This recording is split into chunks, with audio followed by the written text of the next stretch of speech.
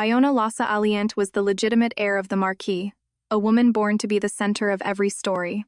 Yet, this perception was merely a facade, masking a foolish woman who desperately craved love and yearned for things she could never possess. Despite having the world at her feet, she was perpetually searching for more, operating on a simple philosophy. If someone's affection wasn't hers, they were utterly disposable. Viewing her life as a grand stage play, she was constantly reminded that two different souls now inhabited the very same body. Then, one morning in the Marquis's estate, a small hand reached out across the bed, met with a sensation both familiar and deeply strange in a room that was a perfect replica of her memories. As she gazed into the mirror, certainty dawned. She recognized the face of Biona Aliant, but also that of Leah, sparking a whirlwind of questions. Was she Biona, reincarnated after her own demise? Or was she Leah, seeking a spark of feeling in an otherwise dull existence? Or perhaps, a young Biona granted a terrifying glimpse into her own future. The entire experience could have been a fleeting dream, yet one truth remained unshakable. She was Biona Lossa Aliant, the woman who had cursed the world with her dying breath. Simultaneously, she was also Leah, who had lived a tranquil life until its abrupt end, and now she was a young Biona, staring back at her own reflection. The weight of 2 lifetimes' worth of memories was a strange and profoundly mysterious burden, and her spiraling thoughts were suddenly shattered by a maid entering the chamber. The maid froze, shocked to find the young lady not only awake but already on her feet, stammering an apology and promising to prepare the bath immediately. Before Biona could utter a word, the maid had scurried away, a reaction Biona attributed to her former, notoriously demanding personality. The bathwater had to be at the precise temperature, the dress and accessories laid out with meticulous care. Every detail had to be perfect before she even opened her eyes. A single, minor deviation from the plan would sour the young lady's mood for the entire day, but that was the Biona of yesterday. Today, the story was different. When the maid returned with water for the bath, Biona asked for her name, causing the girl to become paralyzed, unsure how to escape the precarious situation. Observing the girl's calloused hands, Biona deduced she was a low-ranking servant, which made her assignment to the young lady all the more puzzling. At last, the maid whispered her name was Mary, to which Biona sharply replied that as the Marquis's sole heir, she should never be attended by someone of Mary's station. Overcome with desperation, the maid could only offer apologies, insisting it was a direct order from the head maid. Mary's only stroke of luck was that the person inside the young lady's body today was not the tyrant of yesterday. For that reason alone, she would be spared. Biona pressed further, demanding to know the head maid's exact words and her current location, which caused the servant to burst into tears, claiming she knew nothing else. Realizing that extracting more information from the hysterical maid was impossible, Biona simply told her to leave, as the girl could barely speak through her sobs. "At least go get some water and stop your hiccuping," she added, an unexpected flicker of concern that left the maid too stunned to reply. Seeing her softer approach had only frozen the girl in shock, Biona reverted to an authoritative tone, ordering her to summon another servant. The command sent the maid scrambling from the room, and soon 2 new maids arrived, leaving Biona to wonder why the head maid would make such a peculiar choice. The head maid knew her personality intimately. She would never assign someone so inexperienced to her service, unless a matter of great urgency had arisen. It then dawned on her that Mary wasn't a proper maid, but a mere servant. Biona repeated her question to the new attendants. Where was the head maid? In the Marchioness's chambers, they replied. As Biona moved toward the Marchioness's room, the maids frantically tried to intercept her, insisting it was not a good time for her to go there. The Biona of old would have unleashed her full fury upon them for their insolence. But this Biona remembered that the head maid was the only person who had ever shown her genuine care. The woman had been her caretaker since childhood, and a selfish part of her still bristled at the thought of her nanny prioritizing the Marchioness over her. Yet, the Biona of today, even as she moved on pure instinct to investigate, couldn't shake the feeling that this jealousy was profoundly childish. As she drew closer to the Marchioness's chambers, a sound reached her ears. Piercing screams echoed through the halls. Although the maids desperately tried to bar her way, Biona knew she had to witness the chaos to arm herself for what was to come. With that resolve, she pushed past them, opened the door, and stepped into the heart of the storm. Inside, she found the Marquis and Marchioness locked in a tense standoff, with the head maid physically restraining her mother. The Marquis, with chilling finality, turned his back and declared he was leaving.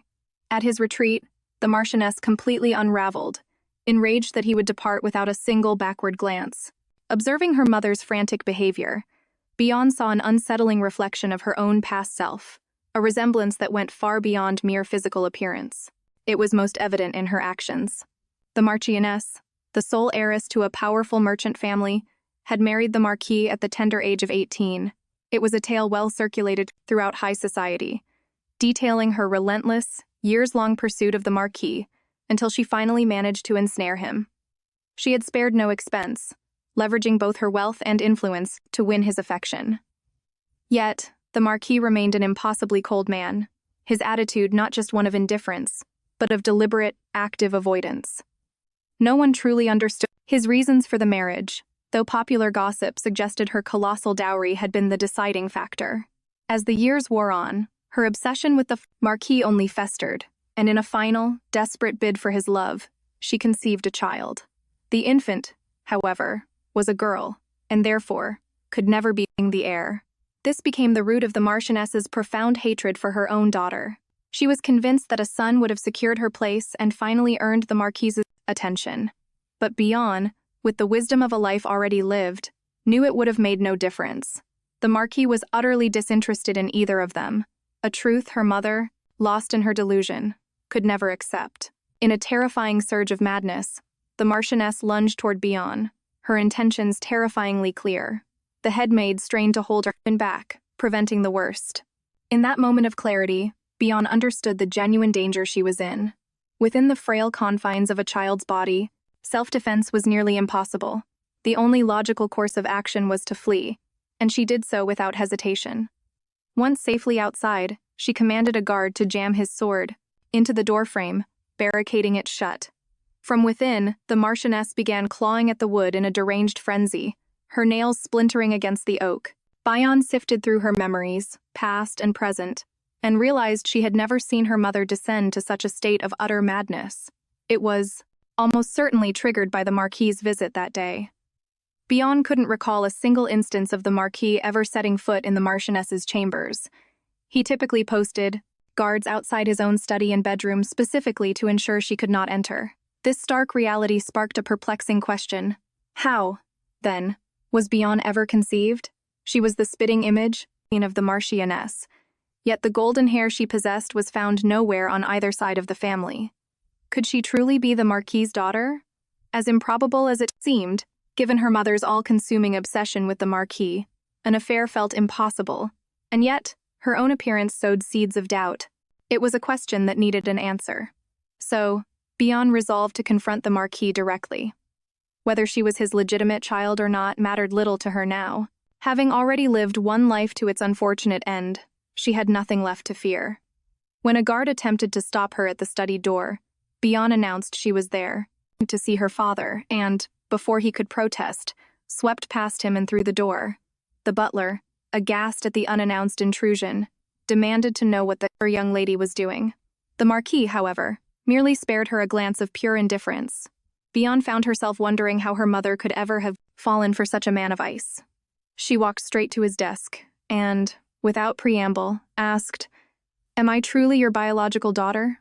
Startled, he paused his writing and demanded to know the meaning of her question. Biona met his gaze and stated it was precisely as she had asked. He retorted, asking if the answer truly mattered, and telling her to take her childish games elsewhere. "It may not seem important now," she countered, "but should I aspire to reach a high station in the future, it could become an inconvenient complication." The Marquis raised an eyebrow.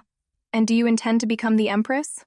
Naturally, our protagonist was far too clever for such a direct trap, responding with a question of her own. Can one become an empress simply by wishing for it? Still, the Marquis refused to give a straight answer, so she pressed on. "A questionable bloodline," she stated coolly, "can easily become a fatal weakness. That is why I must settle this now." Was because that question had haunted her previous life. Despite becoming the Empress, whispers about her bloodline were a constant plague, casting a shadow over her reign. To make matters worse, the Marquis's silence in her past life had only fanned the flames of public scandal and obstructed her path to the very power she sought. Bonnie pressed him once more, insisting she wasn't foolish enough to march into battle, while openly displaying such a critical weakness. For that reason, she needed a definitive answer. Was she the true-born daughter of House Aliant? Yet again, the Marquis simply replied that such a question was beneath his consideration. It was in that moment the protagonist finally understood. The Marquis wasn't withholding an answer. He simply didn't respond, because the thought that she wasn't his daughter had never once crossed his mind. Being a man of few words and even fewer expressions, his stoicism had been utterly misinterpreted by her and everyone else. She realized then that the only thing that had truly tormented her in the past were her own insecurities. And so, at last, she found the confirmation she desperately needed. The Marquis seemed taken aback by Bonnie's sudden smile, though his expression was tinged with a hint of anger. At least now, we know he's capable of more than one expression. Returning to the question the Marquis had posed earlier, Bonnie steered the conversation forward, stating that he had asked if she wished to become the Empress. And honestly, among all the eligible women in the Empire, how many did not harbor that very same dream? In her previous life, she too had yearned to stand beside His Majesty as his Empress, believing that only by becoming worthy of him could she secure a fairy tale ending. But now, knowing the future held only unhappiness and an absence of love, did she still covet that coveted position? Should she simply follow the pre-written script of her life? Or should she seek out what her heart truly desired now? In the past, she had craved the title of Empress with every fiber of her being. However, that role wasn't one claimed by mere desire. It was a nexus of powerful people and conflicting interests. In other words, it was a destiny that, if meant to be, she might be powerless to avoid. The Marquis pressed her again, asking if that was truly her wish. And once more, she countered with a question of her own. Does my desire even matter in this? But before their conversation, which had devolved into a game of unanswered questions, could proceed, the door burst open. It was the butler, his face a mask of shock, who could only stammer out two words: the Marchioness. The words sent the Marquis to his feet, his entire body suddenly rigid with tension. In that instant, Bonnie's past came rushing back. The memory of this exact day was vivid. When she had woken up, the head maid had been absent. Fueled by a foul mood, she had argued with the other maids, unleashing her frustrations on the furniture and decor. Yet no one had dared to stop her. It was only after her rage was spent that the butler had appeared in her chambers, wearing that very same horrified expression. She couldn't believe she had forgotten it, but this was the day the Marchioness had passed away. The following morning dawned bright and sunny, a tragically beautiful day for a funeral. As was tradition, the Marchioness's body was to be cremated and interred in the Aliant family mausoleum. The cremation was scheduled to take place after private viewing for the immediate family, but the body itself would remain unseen until the final moment. Whispers filled the halls as everyone questioned what had truly happened. How had the Marchioness died? The Marquise's silence suggested it hadn't been an illness. The only thing the morbidly curious seemed interested in was seeing how they would present the Marchioness's body. They wondered if she would still be beautiful in death, a thought both vulgar and entirely inappropriate for the solemn occasion. However, before the coffin could be opened for viewing, the Marquis stepped forward and placed a single flower upon its lid. The crowd interpreted this as an act of profound disrespect. After all, he hadn't even spared her a final glance, merely setting the flower upon the sealed coffin. Perhaps he truly was the heartless man they all believed him to be, and that was precisely how the protagonist had always seen the Marquis. But now, for the very first time, she was beginning to understand him, to see past her own misjudgments. In her previous life, when she was naive and mistook his stoicism for indifference, the cruel rumors had driven her to a fit of anger during the funeral, causing her to storm out. And, just as she'd expected, he hadn't stopped her. She was certain he wouldn't stop her this time either. But now, she finally understood his. A heavy silence hung in the air. The unspoken truth was that the Marchioness had ended her own life. In a moment when the maids were distracted, she had leaped from the third story of the mansion. And in this era, mansions were built on a much grander scale, making the fall a truly considerable distance. Funerals with closed caskets were reserved for cases of contagious disease or when the remains were too grievously damaged to be viewed. But even then, an official explanation was being required, as taking one's own life was a grave taboo within the empire. Those who departed in such a manner were denied final farewells or blessings for their next life. As Marquis, he had commanded absolute silence. The true cause of death was never made public. Even in her previous life, the protagonist never learned how her mother truly passed. And so, just as before, the official records would forever state that the Marchioness died of natural causes, an act of kindness from the Marquis, though to others, it may have seemed like cold indifference. Out of respect, he kept the coffin sealed, placing a single flower upon it. Bonnie followed his lead and placed a flower beside the Marquise's. Before she could step back from the casket, a man who had come to offer his condolences stood behind her. This was Count Pison, the Marchioness's father and Bonnie's own grandfather. With a trembling hand, he too placed a flower upon the coffin. The protagonist knew that at that very moment, his grief was among the deepest, for he was a father mourning his only daughter. As the Count straightened, he lost his footing and nearly fell, but his bodyguard was quick to steady him. Before they could depart, the bodyguard's gaze lingered on Bonnie. She couldn't comprehend why, nor did she have any memory of him from her past life. She half expected him to say something, given the intensity of his stare, but he simply turned and walked on. That left her feeling a bit foolish, as if she had imagined the entire exchange. Still, a strange sense of familiarity remained. The Marchioness's funeral lasted for 3 days, and on the final day, her remains were taken to the crematorium to be committed to the flames. Bonnie remembered that when she was younger in her first life, and even before she had returned to this one, there were times she had desperately craved her mother's love. She had tried to alter her personality, to be more endearing, even to act like the son her mother never had. But her mother never spared a glance for her daughter. The only person the Marchioness ever had eyes for was the Marquis. The protagonist had even wondered if she had resembled the Marquis in some small way. Perhaps then her mother might have looked at her more often. But none of that mattered now. She would never receive those answers. And with the Marchioness gone, the Marquis would have to seek a new wife, because he had only a daughter, and a woman was forbidden from inheriting the title of Marquis. But reflecting on her past life, up to the very day she had regressed, she could not recall the Marquis ever remarrying. Perhaps that suggested he didn't loathe the Marchioness as much as it appeared. Or at least, that was her hope. Perhaps her mother could find tranquility in her next life if the man she so deeply loved did not hate her. The Marquis handed the urn with the Marchioness's ashes to Bonnie, then snipped a lock of his hair, and then one of hers, as was custom for the final ritual. All who were directly bound by blood were to place a piece of their hair within the urn, symbolizing a bond that transcended even death. Ordinarily, Count Pison's hair should have been included as well. However, due to his overwhelming shock on the first day, that detail had been missed. A woman was waiting outside the crematorium, remarking, "It seems I am not too late." It was the Countess of Pison, Bonnie's grandmother, though she had never truly seen her as such, since in her past life she had fled on the first day of the funeral, meaning she had never even laid eyes on her grandmother. There had been no occasion for them to meet, as in truth, they shared no blood ties. The Countess of Pison had been a commoner before her marriage to the Count, so no bloodline connected her to Bonnie. The Countess came precisely for the purpose of delivering a lock of her husband's hair, as the Marchioness's father would have been devastated to learn he was excluded from the final rite. The Marquis accepted it, placed the hair into the urn with the ashes, and sealed it shut. Then, holding the urn, the Marquis simply walked away.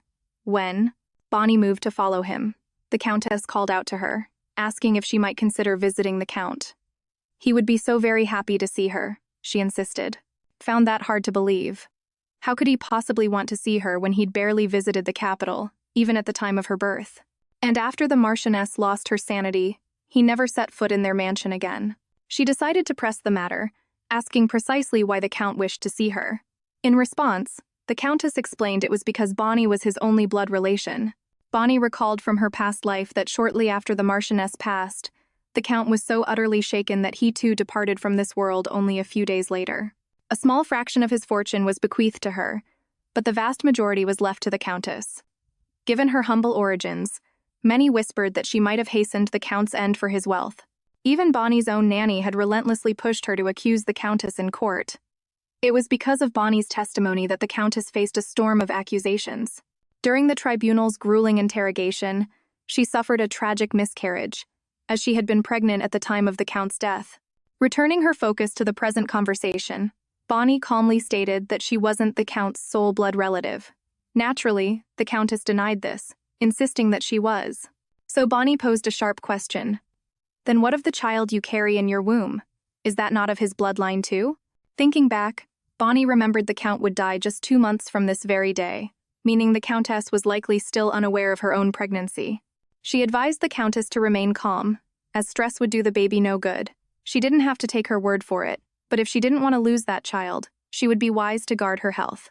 And perhaps it would be a good idea to inform the Count as soon as possible. This advice, however, only seemed to irritate the Countess more, who snapped that he wasn't the Count, he was her grandfather. As she continued walking, the protagonist retorted that she could call him whatever she pleased, and if she chose to call him Count, she would. The Countess remained distraught, questioning why they always treated him with such detachment. Bonnie then challenged her, "Who is they? The Marchioness and I? As far as I'm concerned, family is nothing more than a collection of strangers." In her previous life, she had truly adored her parents. They had been her entire world. But living as Leah was the first time she had ever experienced genuine parental love. That experience had made one thing crystal clear. Merely sharing blood doesn't make you family. Bonnie decided to leave, having taken up more than enough of the Countess's time. The Countess continued to shout after her, asking why Bonnie couldn't see him as her family. But Bonnie simply walked away without looking back. Back at the mansion, the headmaid was overcome with tears, pitying Bonnie, and wondering how anyone could leave such a defenseless, motherless child all alone. Bonnie couldn't comprehend the commotion. Even when her mother was alive, they had hardly ever interacted. She remained silent as the other maids urged the nanny to stop crying. They fretted she might collapse at this rate, and then who would care for the young lady? Amidst all the anxious chatter, Bonnie eventually drifted off to sleep. However, she was soon awakened by the sound of rising voices. It seemed someone was trying to get into her room. It was the Countess, trying to speak with her again. Before the situation between her and the nanny could worsen, Bonnie intervened, asking what all the fuss was about. She stated she was trying to rest, but since the Countess had come all this way, she should just come in. The nanny did everything in her power to prevent it, but Bonnie's firm and decisive tone left even her feeling unsettled. Bonnie then instructed the maids to escort the nanny to another room and invited the Countess to sit down for some tea. The Countess remarked on how different the young lady was from the rumors she had heard. Growing irritated by the attempt to sidestep the issue, Bonnie told her to get to the point. The Countess finally pleaded with Bonnie to visit her grandfather, just once. When she resorted to threatening to claim Bonnie was mistreating her servants, Bonnie finally agreed to go. Upon their arrival at the Count's mansion, the Countess explained that his health was failing. He had fainted after the funeral, and the very first thing he asked for upon regaining consciousness was news of Bonnie. When she opened the door to his room, his face lit up with pure joy to see his granddaughter, and he beckoned for her to come closer. Seeing him in such a frail state, she instantly realized the Countess would never have needed to harm the Count. His condition alone was a death sentence. Holding Bonnie's hand, the Count asked if she was all right. She was at a loss for words. After all, her relationship with the Marchioness had always been distant, at best. They weren't strangers, not exactly, but in her past life, she had at least felt a pang of remorse for her mother. In this life, however, there was only pity for the path her mother had chosen, a feeling magnified because she herself had once done something remarkably similar, sacrificing everything for the illusion of love. Reflecting on it now, she couldn't comprehend what had driven her to act in such a way. Back then, was love truly so powerful that it could compel them both to lose their identities and behave like utter fools? And now, could she truly escape making the same mistake she had in her past life? Or would the moment she saw him again, she would be fated to repeat every single choice? While Biona was lost in this spiral of thought, her grandfather embraced her, whispering his apologies. He confessed that no matter how painful, he should never have turned away from her. It was all his fault, he insisted, begging Biona not to cry. She found this odd, considering he was the one with tears streaming down his face, not her. At least, that's what she thought, until he gently wiped her cheek. It was only then she realized she was crying too. After sharing that moment, they parted ways, with the Count promising her that he wasn't abandoning her, but leaving for her own protection, and that he would only be gone for a short while. A few days after that encounter, Biona's life settled back into its usual routine. Her nanny was a whirlwind of excitement, meticulously trying to select the perfect attire for her. While Biona felt absolutely no thrill about visiting the palace, her nanny cautioned her. to take this seriously, as entering the palace demanded far more prudence than she understood. Most girls never even saw its gates until their formal debut celebration. However, the fact that Miss Biona received an invitation before her own birthday was undeniable proof of her exceptional status. The nanny, however, was dissatisfied with all the dresses in her wardrobe. She had even dreamed of commissioning a new one for the occasion. But with time running out, she settled on a blue lace gown, convinced it was the color that best complemented the young lady. Yet, that shade of blue instantly conjured a painful memory for Biona, a girl with blue hair, someone she desperately wanted to forget. She immediately told her nanny she wouldn't wear it, declaring that she hated the color. Blue, the color of the sky, had once been Biona's favorite, but now she utterly despised it. The mere thought of the person connected to that color was enough to make her tremble. She suspected that the recent meeting with her grandfather had left her more emotionally vulnerable, making it difficult to control her feelings. On top of that, the reality that she was heading to the palace to meet the crown prince had her nerves completely frayed. The fear of falling for him again, as deeply and as foolishly as the first time, was overwhelming. Would he still be as devastatingly handsome? Her nanny, noticing her troubled expression, asked if she was feeling unwell. But Biona quickly regained her composure and insisted nothing was wrong, turning their attention back to the dresses. She finally settled on a green gown, and after her hair and makeup were done, her nanny told her she was truly the most beautiful maiden in the entire empire. That compliment sent a shiver down Biona's spine, because in her previous life, she had genuinely believed she was the most beautiful woman in the empire. It wasn't that she thought herself ugly now, but she knew with certainty she wasn't the fairest. That title belonged to someone else. The girl with the light, blue hair. The very girl the crown prince had given his heart to. The official pretext for the palace invitation was a gesture of sympathy from the emperor, offering his condolences to the marquis's daughter on the loss of her mother. But Biona understood the real motive. The emperor had one empress, 2 imperial consorts, and numerous concubines. He had fathered more than 10 children, among them 6 princes, but only 2 were considered true heirs to the throne. The first was the eldest prince, son of the first consort. The second was the 6th prince, born to the last empress who had passed away over 10 years ago. The emperor had declared the 6th prince as the crown prince at birth, but in a tragic twist of fate, his mother died that same year. The new empress was the daughter of a baron with no power and failed to establish any influence within the empire. As a result, the noble faction began to champion the first prince, son of the first consort, as the next emperor. The first prince was 16 years older than the crown prince, a considerable disadvantage for the younger heir. But the emperor was unwavering in his decision to support the 6th prince, and the first move in the emperor's grand plan to strengthen the 6th prince's position was Biona herself. The House of Aliant, which had long remained the Marquess's family, neutral for generations, was a prize coveted by both the emperor and the nobility. Yet, despite their best efforts, they could never secure his allegiance. Thus, the emperor devised a new strategy, targeting the Marquess's daughter, Biona. She knew perfectly well that her summons to the palace was for more than just offering condolences. He required a pretext to bring her into his fold, and the Marchioness's passing was the perfect cover. To underscore his intentions, he even dispatched the royal carriage to collect her a vehicle reserved exclusively for royalty or those with the emperor's official favor. This gesture alone broadcast his intentions to everyone.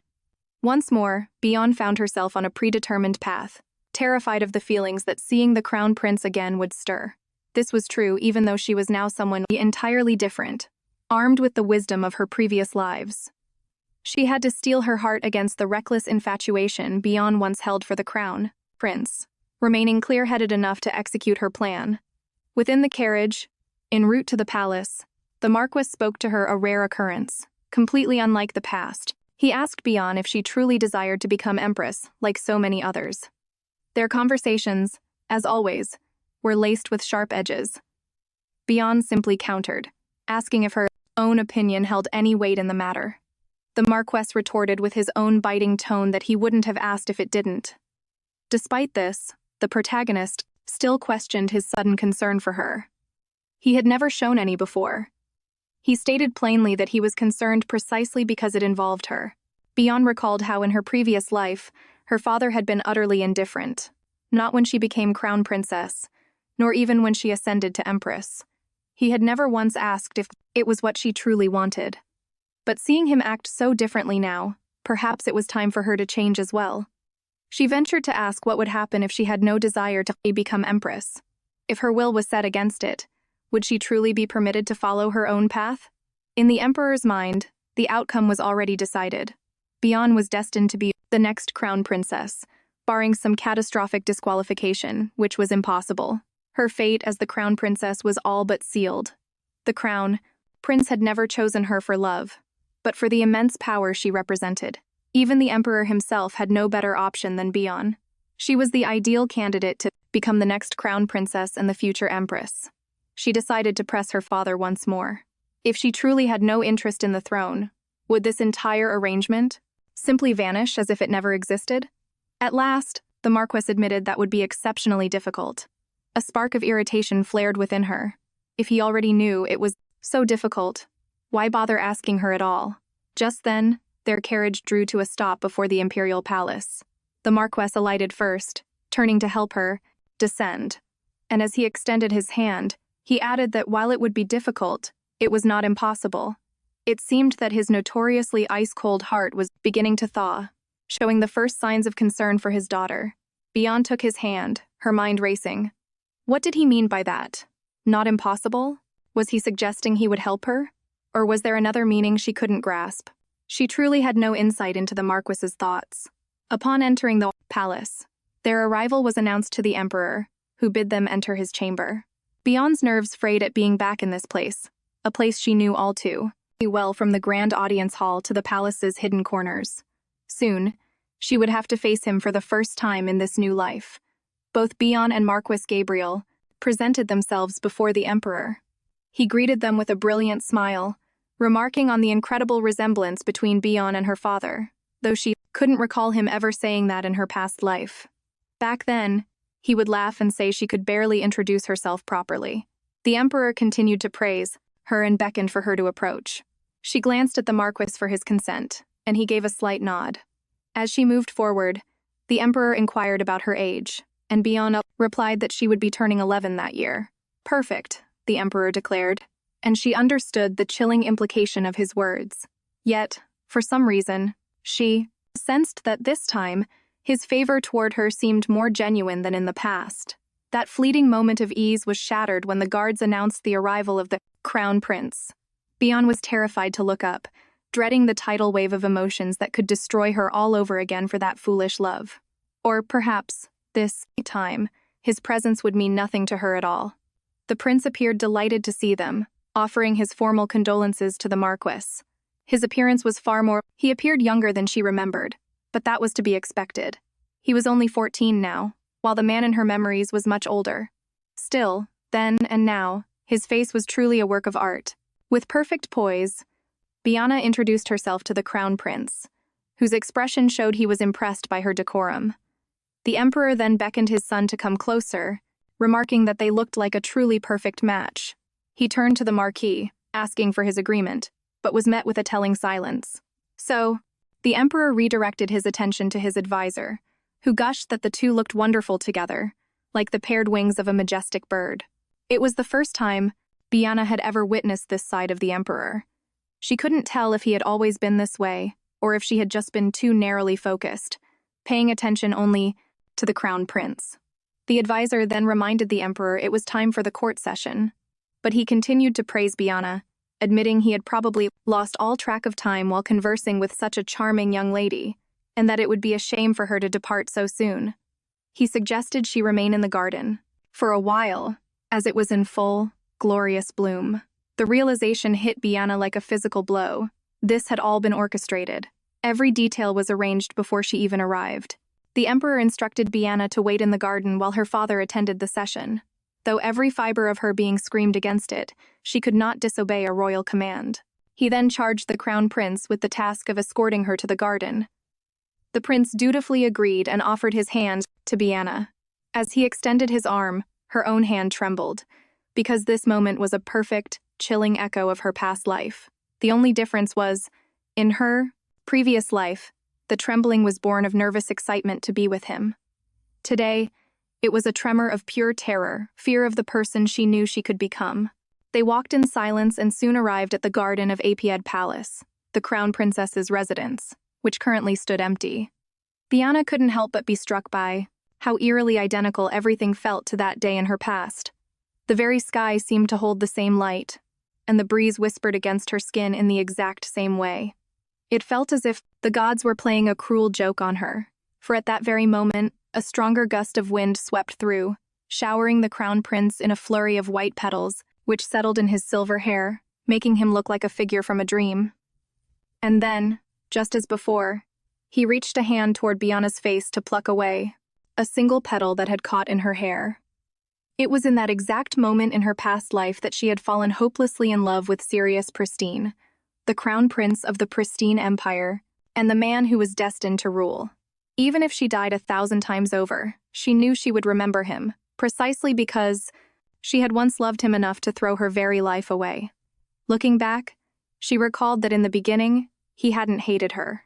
He was not a man of great affection, but neither was he indifferent like the Marquis. Having spent his entire life as the crown prince, he was an expert in how to treat people with grace. He always treated her with impeccable courtesy, and she, in her naivety, had mistaken that politeness for love. In her previous life, she had never known his genuine affection, and so many times, unable to distinguish between courtesy and love, she had completely misunderstood his true feelings. It was only when he fell in love with someone else that the glaring difference became clear. The way he treated the woman he loved was nothing like how he treated anyone else. Perhaps if she had accepted that reality and let him go, things could have ended differently. But at the time, she refused to acknowledge the situation and instead channeled all her resentment toward the woman he adored. Even without loving her, he had always treated her with the respect befitting his wife. But over time, that respect soured into dislike, and then into outright contempt. The only explanation she could grasp was that he had changed because of that other woman, and all of it stemmed from her refusal to admit the truth.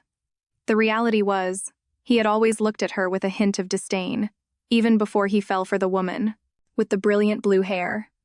The day following her visit to the palace, her nanny rushed in, overjoyed, announcing that a bouquet had arrived from the imperial palace. From this, the nanny joyfully concluded that the crown prince must have truly developed feelings for her. But Biona knew the cold, hard truth. That simple gift was anything but simple. After all, Lossa flowers were the symbol of the crown princess. This meant it was highly unlikely the crown prince himself had sent them, had personally sent them. In fact, he likely had no idea the flowers even reached her. This wasn't a gift. It was a political statement from the emperor to the aristocracy, declaring that the future crown princess was already decided. Her family's political neutrality made her the perfect candidate, especially since Biona was the sole heir to both the Marquis and her grandfather, the Count. And given that a woman was barred from inheriting a noble house, her future husband was destined to become the next Marquis. She recalled from her previous life that around this very time, a new heir to the House of Aliant had been named, but the details were a blur. She couldn't remember who it was, as her thoughts had been utterly consumed by the crown prince. A wave of relief washed over her, knowing that in this lifetime, their meeting had gone so much better than she'd anticipated. Although her heart still fluttered at the sight of him, the painful memories from her life as Leah served as an anchor, keeping her firmly grounded. Because of that painful past, she hadn't tumbled headfirst into a hopeless infatuation as she once did. Frustrated that the prince was occupying her thoughts once more, Biona sought a distraction. A walk seemed like the perfect remedy. Stepping out of her chambers, her eyes fell upon the place, mansion's completely neglected garden. Likely because the Marchioness had eyes only for the Marquis and failed to take care of anything else in the house, allowing the garden to become a veritable jungle. Yet, even in its chaos, the place radiated a strange sense of peace. Biona ventured through the garden, a slight unease prickling at her skin. Since it was so unkempt, a wild animal could be lurking nearby. She truly hoped not, as she envisioned transforming this space into a private retreat where she could finally find some tranquility. But before the thought could fully form, a rustling sound erupted from a nearby bush. And of course, the first image that flashed through her mind was that of a bear. But thinking more rationally, inside a mansion in the capital city, it couldn't possibly be anything too large. It was probably a cat, or perhaps a raccoon, maybe even a small rabbit. Though fear still lingered, her curiosity won out, and she decided to investigate. As she carefully parted the leaves, she discovered a small, black-haired creature that almost resembled a cat. But when she gently coaxed it out from its hiding place, it turned out to be a small boy. The very first thing she remembered upon seeing him was her old dog from her life as Leah Tun. She wondered how on earth this child had ended up here, and just who he was. She was examining him for any injuries when the frantic calls of servants shattered the silence, their voices laced with worry that if he got too lost in the mansion and stumbled into the young lady's quarters, it would be a complete catastrophe. Biona rose to her feet, her gaze sharp as she faced the maids, demanding what precisely they meant by that remark. Seeing the maids falter, the protagonist made it abundantly clear she was not in a mood for games. She stated that now that the Marchioness had passed away, she was the new lady of the house, and this garden was her domain. And since the maids had trespassed on her property without permission, how did they dare not to respond to her question? Flustered, the maids began to apologize profusely. Biona, fearing they would spot the boy, swiftly draped her cloak over him and ordered them to leave immediately, scolding them for making such a racket. Once they had scurried away, Biona turned her attention back to the child, wondering what she should do with him. A jolt of recognition struck her. She knew exactly who he was from her past life. Shortly after the Marchioness's death, the Marquis had brought Lant to the mansion. However, in her previous life, she had remained oblivious to Lant's existence until long after his arrival.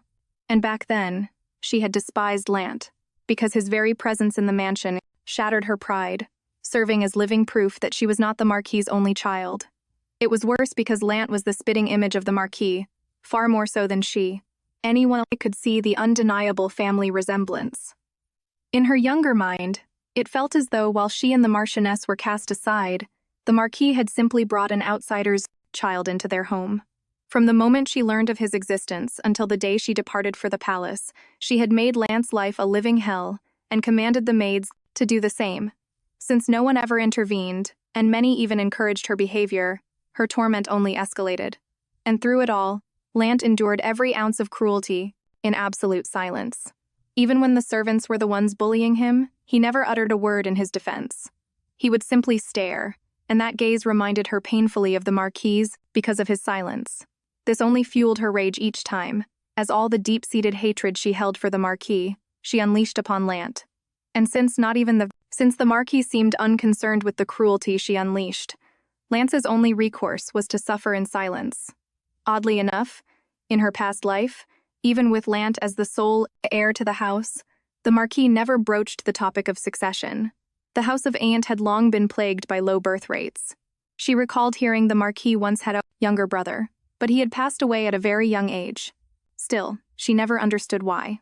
If Lant was genuinely the Marquis' son, his father did absolutely nothing to shield him from the hatred and torment she inflicted.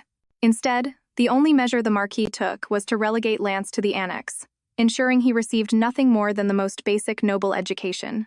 But now, the story was unfolding differently. In this life, she hadn't tormented Lant, and had no intention to, particularly now that she saw how much he resembled her old puppy, Terran. That striking resemblance made her want to look after him, just as she had once cared for her little dog. Bion tried to engage him, pointing out that if she were her former self, he likely wouldn't have escaped so easily for having crossed her path at all. But much like his father, he uttered no sound in reply. She decided to tend to his wounds, but with her nanny present in her room, taking him there was not an option. Extending her hand to help him up, she thought of a place where she could treat his injuries in secret, and Lance was clearly stunned by her unexpected kindness. In her previous life, Lance was 4 years younger than her. However, because she had only encountered him much later back then, he had already grown taller than the Marquis. It was incredible to see this small puppy who would one day become that strong, towering man. As they moved unnoticed through the overgrown garden, the maids continued their frantic search for Lant. Bion saw how intensely he was trying to evade them. He looked genuinely afraid. She then overheard one of the maids losing her patience, threatening that if she found him, he would be in a world of trouble. The protagonist came to the grim realization that Lance had probably been mistreated by the maids long before she ever began her torment in the past. Yet, it made no sense. If he looked so much like the Marquis, why were the maids treating him with such contempt? He didn't appear to be a troublemaker. He just stood there quietly, trembling. Something was terribly amiss in that mansion, and Beyond resolved that she would get to the heart of the matter. As the Marquis rarely involved himself in the estate's affairs, the butler and the head maid had effectively become its rulers, especially since all the house staff operated under her nanny's direct supervision. After crossing the entire mansion, Beyond knocked on a specific door. Now, you're likely wondering, where exactly was she taking this child to treat him without anyone finding out? Where did she go? To the Marquis's office. Yes, truly, she brought him there. Everyone was utterly astonished. The butler was clueless as to why they had come, as was the Marquis, while Beyond simply sat down and demanded the butler bring bandages immediately. Beyond observed that the Marquis had been watching her more closely since their last conversation, which was a significant departure from how things were in her past life. The butler returned with the bandages, remarking that the wounds on the boy's hands looked like scratches from something sharp, and that his cheeks were distinctly red and swollen. Someone had likely struck him. The protagonist realized it might have occurred when she pulled him from the bushes. To avert any trouble, she opted to tell a version of the truth about his cheeks. She explained that she had pulled him by the cheeks upon finding him in the bushes, and must have inadvertently left those marks. His skin was probably just very sensitive, she added, and everyone should be more careful so it wouldn't happen again. She then requested that once the butler finished tending to the wounds, he should deliver a cake to her room. And before she departed, she instructed that the boy was to accompany the cake to her chambers.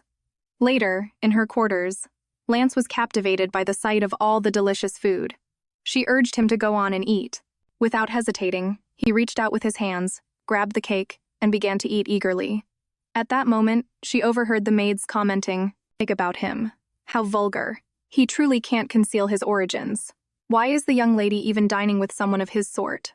Beyond decided that while it might have been fine for her to be the one tormenting him, alarmed by the display, the maids asked what had transpired, prompting Biona to unsheath her claws once more, questioning if they had now made it a habit to, questioning their superiors, warning them that if her words were insufficient, her actions would speak louder.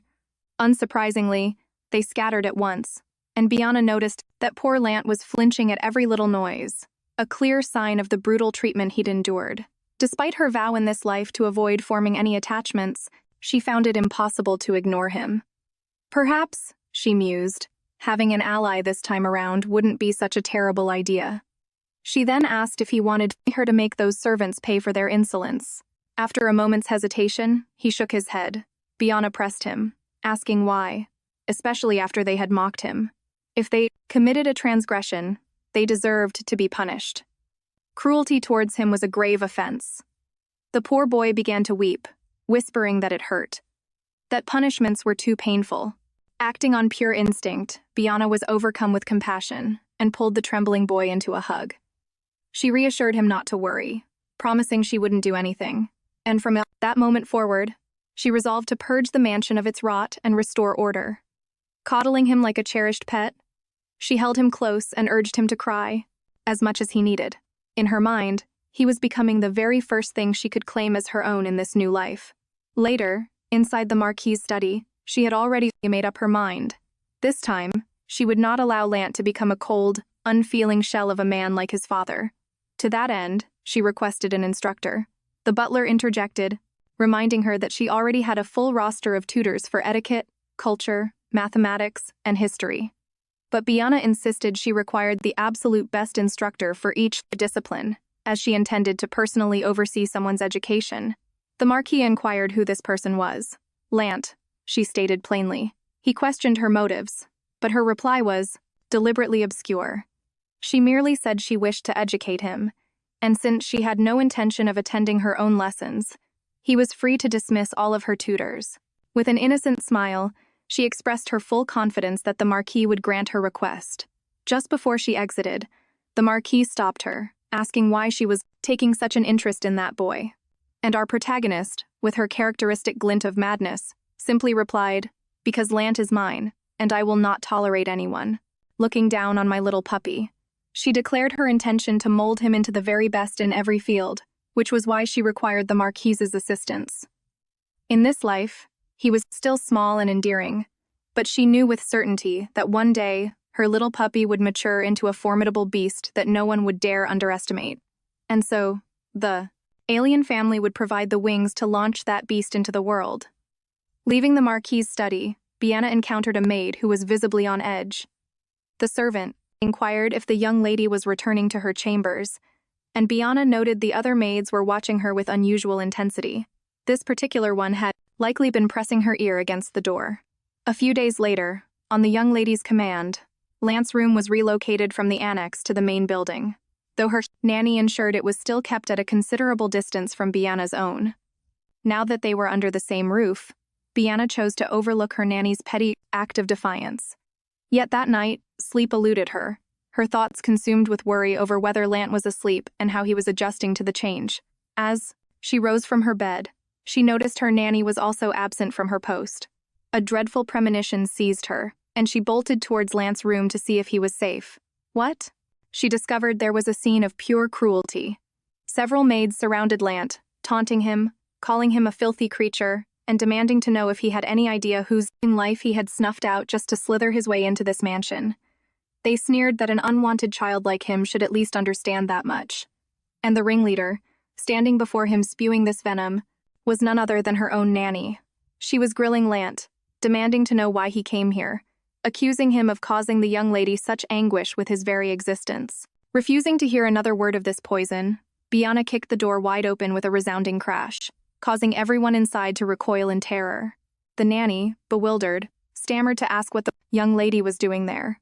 But Biona, seething with a cold rage, informed her she had made a grave miscalculation, then bellowed for the butler to appear at once. The moment he arrived, Biona announced that she had just witnessed Lance being tormented by the nanny and all the maids present. In the nanny's twisted mind, however, the Marchioness's death was a direct result of Lance's arrival, and for that, he deserved a lifetime of suffering.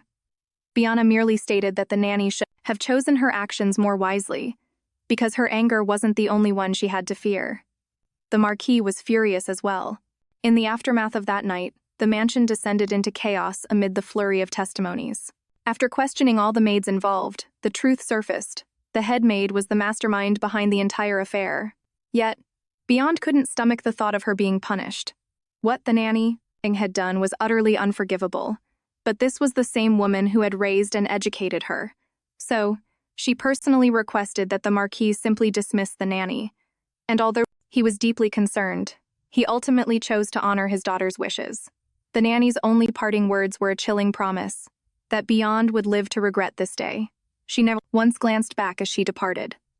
Following that incident, Biona ensured that all new maids were hired for their loyalty, and she never heard a single word about the nanny after that fateful day. Then, one afternoon, while sharing tea with Lance, she noticed he seemed unusually troubled. He finally worked up the courage to ask if his presence in the mansion was causing her to suffer. She assured him he shouldn't worry, but he insisted, explaining that the maids had told him his arrival at the mansion had brought nothing but misery to the young lady.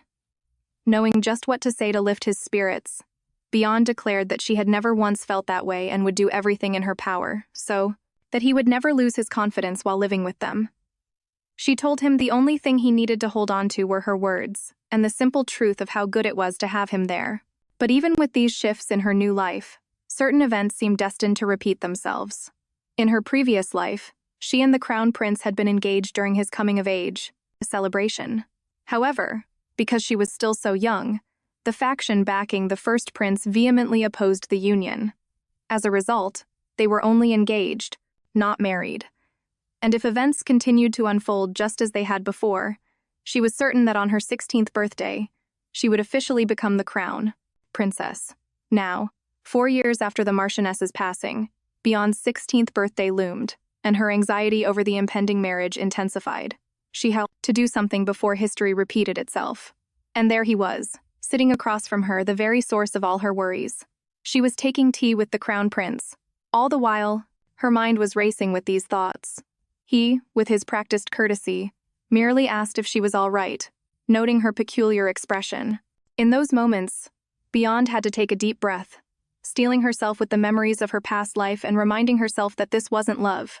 It was merely a performance of politeness. When she failed to respond, his thin veil of patience began to crack, and he threatened to call a doctor since she was apparently incapable of answering. But before he could move, she reached out and stopped him, insisting she was fine and that a doctor wasn't necessary. She claimed it was just a brief, dizzy spell. He pressed again, asking if she was truly okay. And she confirmed that she was, telling him not to worry. Despite their several meetings in this lifetime, being in his presence still felt profoundly uncomfortable for Beyond. The situation was made worse by the Emperor's belief that if they simply spent time together 2 or 3 times a week, a relationship would blossom naturally. However, it was painfully obvious that she wasn't the problem. The issue was clearly the Crown Prince, who showed absolutely no interest in advancing their relationship in any way. Still, things felt slightly different from her past life. Back then, she'd always assumed he found her irritating. But in this life, he at least feigned concern for her well-being. Perhaps it was because she wasn't clinging to him as desperately as she had before. But what did it matter? Her plan was never to marry him this time around. With that resolve, she decided to finally broach the subject of dissolving their engagement. She began. It has already been 2.5 years since we were engaged. Before she could finish the thought, the prince, though startled, seemed to grasp her intention and quickly interjected, asking, "Have I done something to offend you?" Beyond assured him he hadn't, stating that he had always treated her with the utmost respect befitting his fiancée. Yet, he persisted, asking if he had done something wrong to make her bring this up, and she insisted again that everything had always been perfectly fine. He then changed tactics, asking if spending time with him was uncomfortable for her. In that instant, he gave her a look she remembered all too well from her past life. But she summoned her courage and countered with a question of her own. "If I were to say yes, could we put an end to these meetings?" He simply laughed, a reaction she expected, knowing it would be a difficult request for him to grant. He replied that as her fiancé, it was their duty to meet. Finally, getting to the heart of the matter, Beyond stated plainly, any engagement can be broken. This comment made him start to lose his composure as he demanded to know if she was seriously suggesting they end their engagement. And Beyond answered with a simple, firm, yes. She wanted to end it because she did not love him. He simply erupts in laughter at her reply, remarking that he never realized what a fascinating woman she was, with a remarkable talent for catching people off guard. However, when he sees that Beyond is entirely serious, the prince's amusement fades, and he questions whether she is genuinely naive or merely feigning ignorance, because it is practically unheard of for royalty or nobility to marry solely for love. He explains that marriage is not simply a bond between 2 individuals, but a strategic alliance between families, designed to fortify their mutual interests. He reminds her that since she was born into a noble house and has enjoyed a lifetime of privilege, she must surely understand that marrying for the good of her family is her fundamental duty. Yet, as Beyond listens to the prince's lecture, she can't help but wonder if following her family's interests only leads to her own tragedy. Is that truly a path worth taking? Life is far too fleeting, and she refuses to waste it traveling down a road she has no desire to be on. Steeling herself, she replies to the prince, confessing that her dream is to find someone she genuinely loves and to spend the remainder of her life with that person in happiness, a happiness her past self, Leah, once knew, but that Beyond has never experienced. She then presses further, asking the prince if it truly must be her by his side. Given that their engagement was built on conditions, she suggests it would be more advantageous for him to find a lady with far better prospects than her own. The prince, now, growing weary of Beyond's seemingly absurd arguments, retorts that she must be gravely mistaken, as there is no one with prospects superior to hers. Beyond challenges him, asking if he's absolutely certain of that. She knows she must, by any means necessary, prevent this marriage from happening, since she's never been one to care for others' opinions, and now, with no need to appease him, she feels no reason to hold back her true thoughts. And so, she continues, boldly telling the prince that if he wishes, she would be more than happy to find the perfect match for him herself. Clearly irritated by the turn of their discussion, the prince scoffs that even if a woman superior to Beyond did exist, what of it? He reminds her they have already completed their official engagement ceremony, making her his betrothed. He proposes a much simpler solution. She just needs to fall in love with him. He closes the distance between them, leaning in as if to kiss her, but when she moves to stop him, He seizes her hand. A chilling side of him emerges as he says that when prey runs, it is the hunter's instinct to give chase. And, he adds with a smirk, he is an exceptional hunter, so she would be wise not to provoke him. He even concludes that threat by calling her, my prize. On the journey back home, Bion is left wondering if he was always this unhinged, or if this is a new development in this lifetime. But she knew he wouldn't have simply consented to breaking their engagement. It was never going to be that simple, particularly since in this life, he had not yet encountered the girl with the blue hair, and he still required the powerful connections Bion's family provided. Nevertheless, his reaction was strangely suspicious. He didn't seem angry or annoyed. Instead, he was staring at her with the intensity of a predator watching its quarry. And that look unnerved her, because she was so stunned by his behavior that she was unable to do a single thing. In hindsight, she wished she had just punched him squarely on that infuriatingly handsome face. Honestly, allowing events to unfold as they were fated to this time around wouldn't be so terrible, because ultimately, she wouldn't have to endure the same suffering as before. The moment she finds her true love, she can simply walk away and chase her own destiny, to find someone she can genuinely love and live with happily. Even finding simple companionship and living out her days in peace would be more than enough. But she would not forget the way he treated her. How dare he call her his prey? Did he really believe that only hunters could hunt? She resolved to make him regret his words, and prove that even the hunter can become the hunted. The moment she arrived back at the mansion, she inquired with a maid about Lance's whereabouts. Apparently, he was at the training grounds, and the maid offered to summon him for her. Bion, however, chose to go to him herself, feeling a touch concerned after learning that he had hired a retired soldier to be his instructor. But, as one would expect from a man who once ranked among the top 10 swordsmen in the Empire, he was an exceptional teacher. She didn't profess to know much about swordplay, but watching Lant hold his own against a man of that caliber for so long, it was clear his teacher possessed formidable skill. Once the training session concluded, they exchanged greetings, and Lant noted that Bion had returned home. Pleased to see her, he asked what had brought her to the grounds, addressing her as sister. In that instant, Bion reverted to treating him like her little puppy, chiding him not to call her that, just because he was a little bit older. Didn't grant him permission to ignore her commands. Her word was law, and the poor man seemed utterly smitten, or perhaps just endearingly pitiful. He sensed she wasn't herself, and cautiously asked if something had happened at the palace. She affirmed that it had, explaining she'd been bitten by a crazed mutt that likely had something foul. Alarmed, Lance questioned how a dog could even be in the palace, and demanded to know if she was hurt. Without a word, she simply embraced him, leaving him completely flustered. He stammered that he'd just been training and must smell of sweat. But she silenced him, saying all she could smell was the scent of warm sunlight. Lance was the most comforting person, Bion knew, and for that reason, she desperately wanted things to stay exactly as they were. But before she could fully recharge with her loyal puppy, a maid appeared, announcing she carried terrible news. Her grandfather, Count Piso, was in grave health. Reflecting on their last parting, Bion couldn't be sure if this was mere coincidence. It was, however, the exact same day he had passed away in her previous life. He had moved to a mansion near hers 2 months ago, and as a result, he visited her often, as if trying to reclaim all the time they had lost. Yet for some reason, his constitution remained incredibly frail. Everyone around him had been preparing for the inevitable, and it seemed that day had finally dawned. When she arrived at the Count's estate, she found Elle, the Count's daughter, and now, her aunt. A bit of a confusing relation, given their ages, but that was the reality. Bion asked why she was there all alone. She told the little girl that she shouldn't be wandering about. But Elle insisted that she wanted to go into her father's room. Even knowing how much Elle wanted to see him, Bion was hesitant to let her enter and witness such a painful scene. Just then, someone she recognized emerged from the room.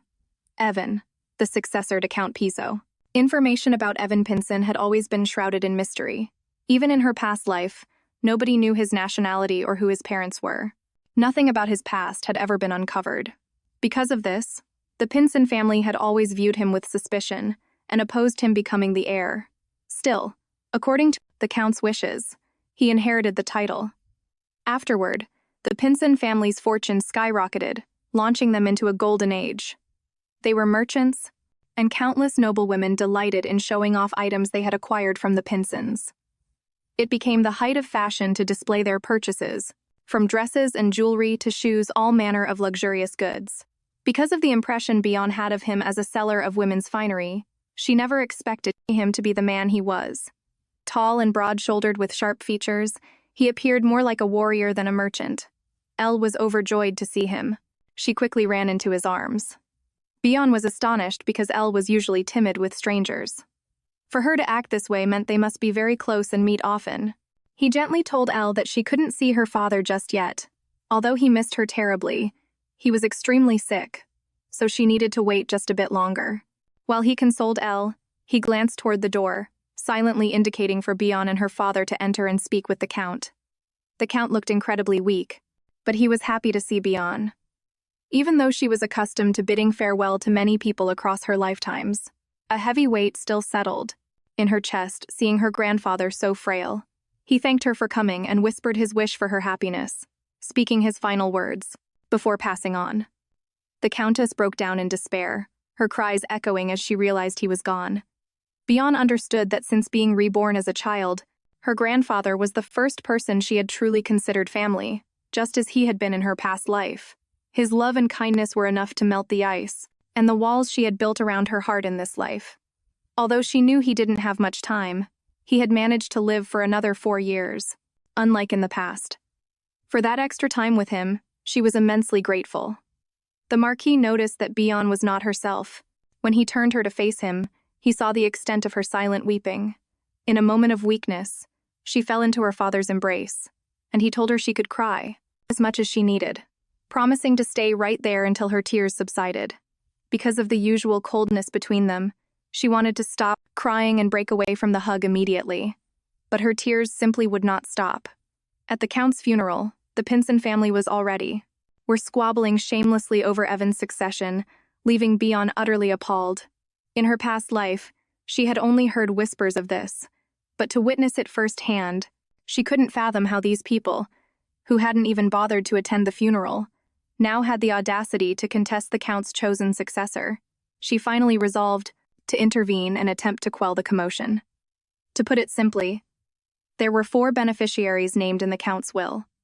His wife and daughter were to inherit the entire county, the family's territory, and a fortune in currency and treasures sufficient to let them live in opulence for the rest of their days. Just as in her previous life, Bion received a modest plot of land, a selection of jewels, and a small sum of money.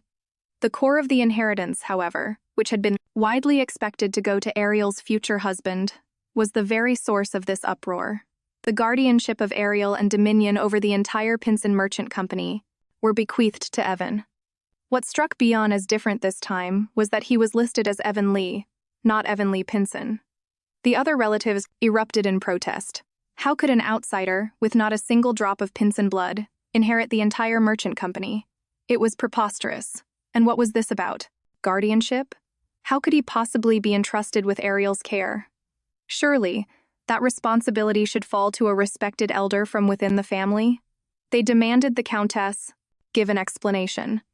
How could she permit a total stranger to be granted custody of Ariel? But when the Countess replied that she trusted him, the situation only deteriorated. How could she place her faith in an outsider over her own kin? They even began assailing the Countess's lineage, suggesting perhaps Ariel wasn't truly the Count's own daughter. Seeing that the situation was spiraling out of control, Bion commanded their attention by shattering a soup tureen. How dare they suggest that Ariel, her aunt, was not of Pinson blood, implying that her grandmother, the Countess, had been unfaithful. Were they truly making such accusations in her presence and that of the Countess? Realizing they had grossly overstepped their bounds, they tried to offer Bion an apology, but she stated that her forgiveness was not the one they needed to seek, and they knew she meant for them to apologize to the Countess. Despite being family now, they still considered her unworthy of the title, largely because of her commoner roots. She had only become a countess through her marriage to the Count, but standing before them was Bion, daughter of the Marquis and a formidable candidate to become the next empress. Consequently, they could not dare to dismiss her command. One of them tried to downplay the insult, calling it a mere mistake made by a young man and the others quickly agreed, hoping to diffuse the volatile atmosphere. But the truce was short-lived, as one of the elders declared that even with her power, this was no place for someone who had yet to even celebrate her coming-of-age ceremony. Her patience wearing thin, she coldly demanded his name. He identified himself as Chris Sloth. And to deliver the final, crushing blow to their pride, she remarked that she had never even encountered such a surname before.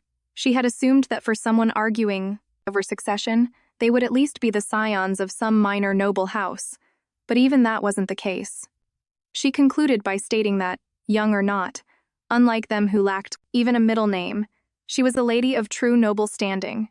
After all, he couldn't even bequeath a noble title to his own son. They still attempted to argue, but she continued her verbal assault on their lack of true nobility. She questioned, since people who aren't even of noble birth are trying to seize the Count's house and name, for themselves, who precisely should she hold accountable? Seeing this was proving fruitless and wishing to hear no more insults, the man asked if she would be unappeased if they simply conceded to Evan's succession. But our protagonist was unwilling to let it go, asking who he thought he was to grant acceptance or make any decisions. When he addressed her as Miss again, she corrected him coolly, Biona Lossa Aliant. Lossa was not merely a middle name, but the name of another family entirely.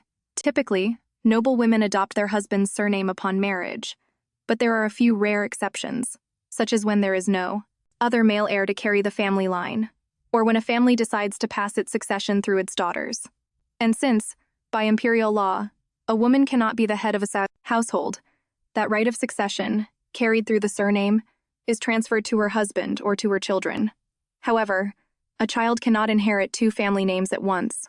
That is why a child takes the surname of the father, while the inheritance of the mother's family is preserved and signified through the middle name. And so, returning to the past, they're left wondering, what does Lassa truly signify? And then it hits them. Lassert Riddlepin, the founder of House Pisan. By inheriting that legendary name, she now wields absolute authority over the family.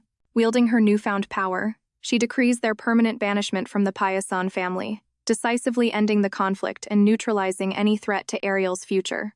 1 week following her grandfather's funeral, she was summoned back to the palace for a meeting with the crown prince. As a butler escorted her through the grand corridors, she realized they were not taking the familiar route to the Bezaid Palace, where her meetings were always held.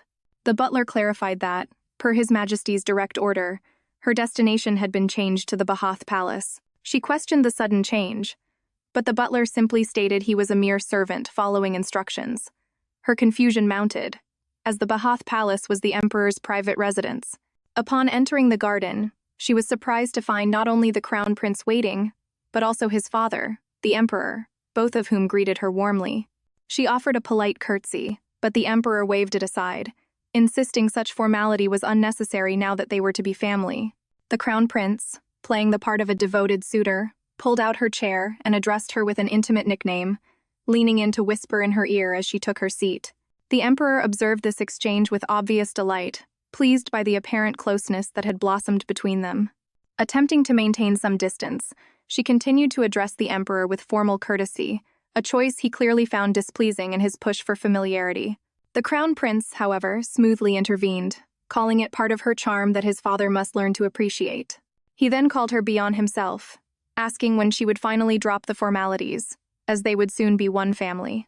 In that moment, the true purpose of the meeting dawned on Bion. Her 16th birthday was fast approaching, and with her coming of age, the matter of her marriage was now on the table.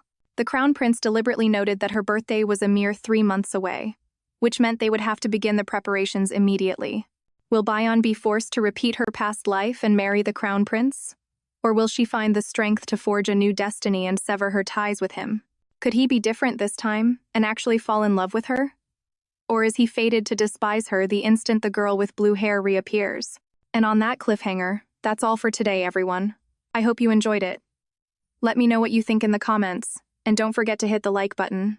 And be sure to subscribe so you don't miss the next chapters of this incredible series. Thanks for watching, and I'll see you all next time. Kisses and see you next.